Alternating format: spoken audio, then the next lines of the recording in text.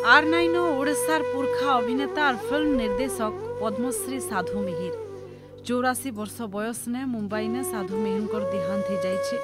Cinema जगत लगी से जहाँ भी करथिले सेथिर लगी 2017 ने भारत सरकार आड़ू तांकू पद्मश्री सम्मान ने सम्मानित करा जाइथिला। बहुटे ओडिया फिल्म ने से अभिनय करिछन। हेंता पाखापाखि 5टा फिल्म ने से निर्देशना भी देइछन। तार संगे फिर नाकरा निर्माता निर्देशक श्री सव्यसाची महापात्रंकर संबलपुरी फिल्म भूका ने भी तांकर अभिनयर जादू देखिथिले दर्शक। हिंदी ओडिया संबलपुरी इ सब फिल्म ने अभिनय करिछन।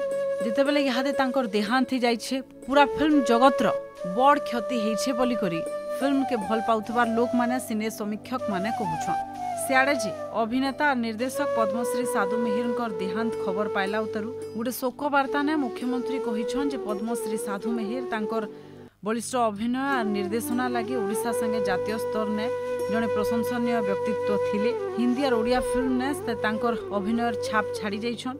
से हेउछन जातीय चलचित्र पुरस्कार ने सम्मानित हिथिबार पहला ओडिया अभिनेता।